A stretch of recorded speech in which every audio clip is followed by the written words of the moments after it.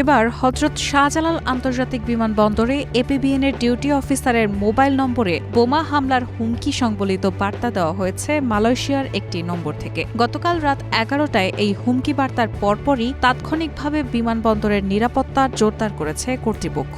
একই সঙ্গে শাহজালাল আন্তর্জাতিক বিমানবন্দরে দেয়া এই হুমকি বার্তার আদৌ কোনো সত্যতা আছে কিনা তা জানার চেষ্টা করছে বিমানবন্দর কর্তৃপক্ষ। বিষয়টি নিশ্চিত করে বিমানবন্দরের নির্বাহী পরিচালক গ্রুপ ক্যাপ্টেন মোহাম্মদ কামরুল ইসলাম জানান, রাতে একটি থ্রেট পেলেও বিমানবন্দরের কার্যক্রম স্বাভাবিক রয়েছে। একটি অপরিচিত হোয়াটসঅ্যাপ নম্বর থেকে আমরা আবারও আরেকটি সম্ভাব্য হুমকির বার্তা পেয়েছি। এরপর থেকেই নির্ধারিত প্রোটোকল অনুযায়ী বিমানবন্দরে দায়িত্বরত সব বাহিনীর সমন্বয়ে নিরাপত্তা জোরদার করা হয়েছে। আতঙ্কিত হওয়ার মতো কিছু নেই।